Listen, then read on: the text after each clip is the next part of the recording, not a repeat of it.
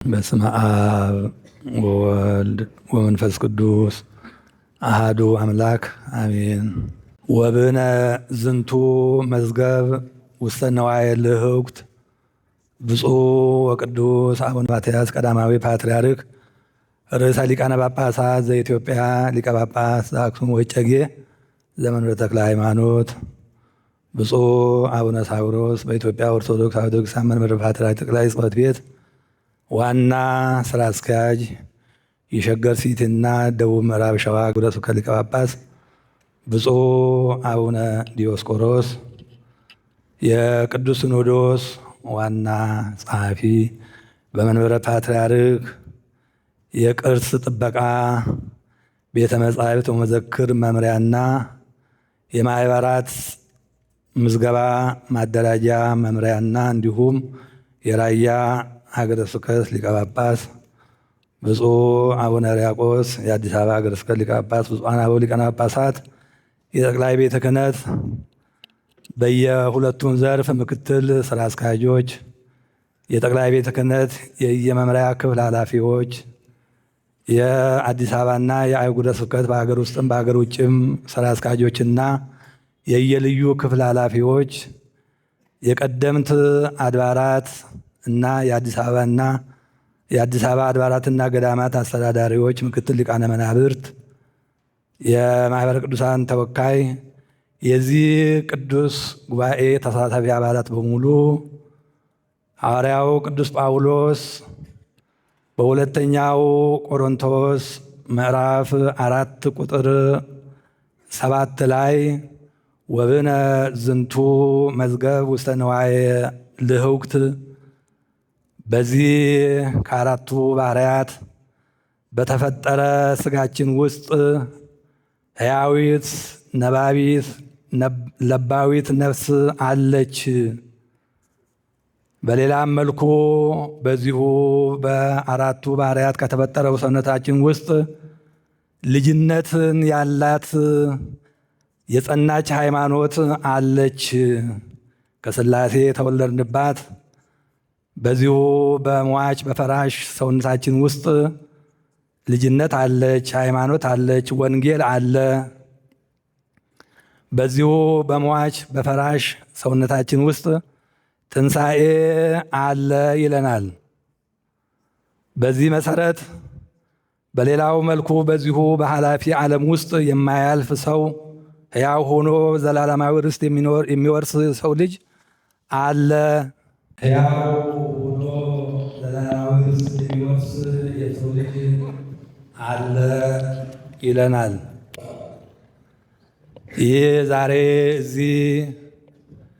ከሀገር ውስጥም ከሀገር ውጭም የተገናኘበት ይህ ሕያው ዘላለማዊ ቤታችን ጉባኤያችን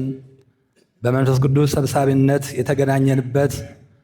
የሰበካ ጉባኤ 44ኛውን ዓመት ስናከብር በዚህ ሰበካ ጉባኤ ሌሎችም መምሪያዎች ሁሉ ቤተ ክርስቲያን ምዕመናን ሕልውናቸው ተጠብቀው እንዲኖሩ፣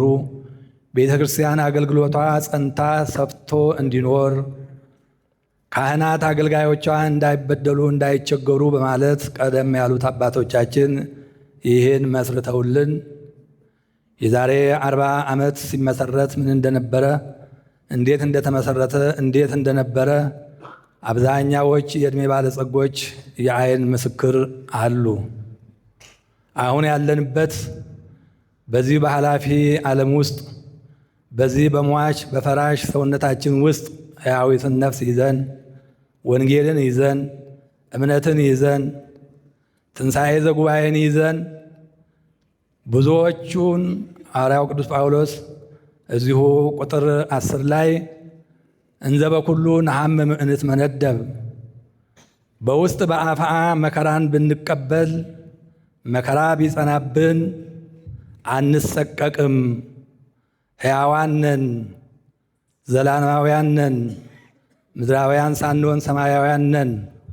ባለው አምላካዊ ቃል መሰረት ይህቺ ቤተ ክርስቲያን ቀደም ጀምራ የነበረችበት ይልቁንም ከዚህ ከለውጡ ከ60 70 ላይ ጀምሮ አባቶቻችን አርቀው ተመልክተው በመንፈስ ቅዱስ ተቃኝተው እንዲህ ያለውን ቤተ ክርስቲያን የምትተዳደርበትን የምትመራበትን አገልግሎቱ መንፈሳዊው አገልግሎት የሚቀጥልበትን ተጠናክሮ እንዲቀጥል የመሰረቱልን መሰረት እዚህ ደርሷል። እዚህ ደረሰ ስንል ቅድም እንዳለው ሐዋርያው ቅዱስ ጳውሎስ በሥጋ መከራ የሚቀበሉ በሰማዕትነት ያረፉ ከካህናት ከመነኮሳት ጀምረው እስከ ምዕመናን ድረስ በብዙ ፈተና ውስጥ አልፋ እቺ ቤተ ክርስቲያን እዚህ ደርሳለች። ምክንያቱም ሕያው የማትሞት ነፍስ፣ ሕያው እምነት፣ ሕያው ወንጌልን ይዛ የምትኖር ስለሆነ መከራውን ሳትሰቀቅ የእያንዳንዳችሁ እዚህ የሚነገረው ሪፖርት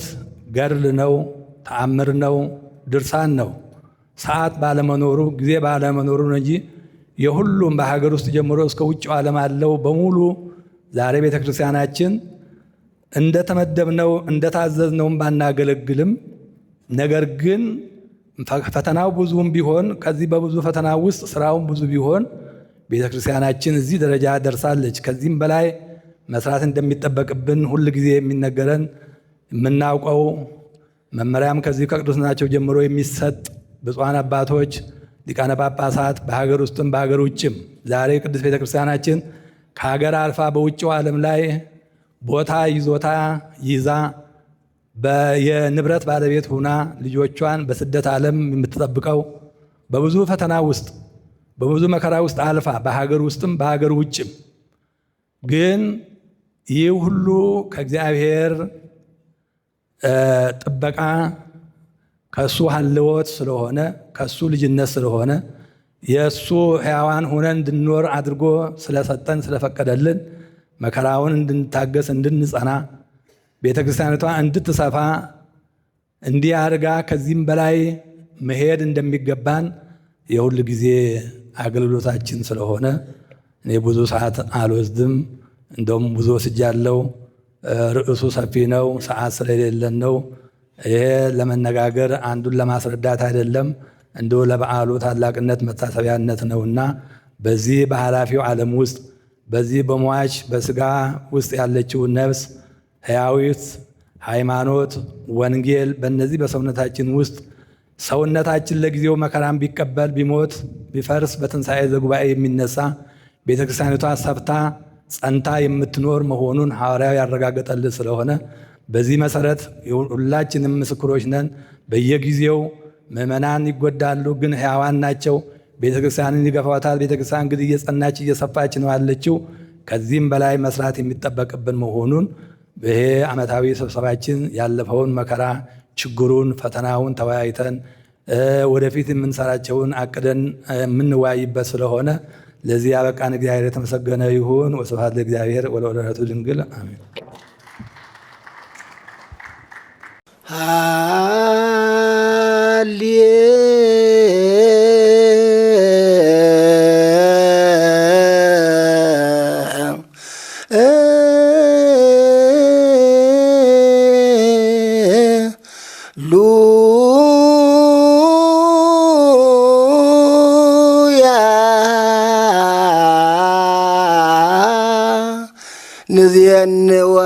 ንዜንወክሙ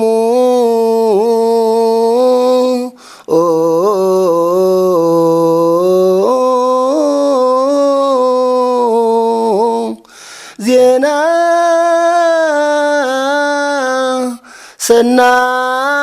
ሰናየ ዘሰማይነ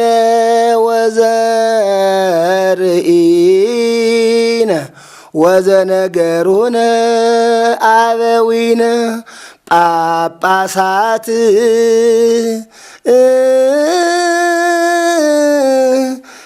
ቀሳውስት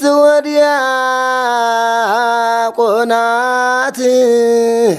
ወኩሎሙ መሃይምናን ብፁዕ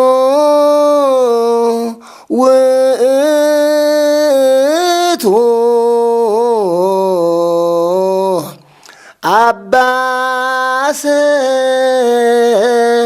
ላማ ከሰተለነ ብርሃን ዜናሁ ለመድኃኒነ ንዜን ወክሙ ንዜን ወክሙ ዜና ሰናየ ንዜን ወክሙ ንዜን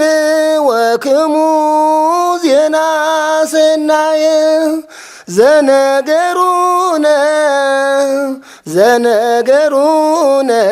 አበዊነ ዘነገሩነ ዘነገሩነ አበዊነ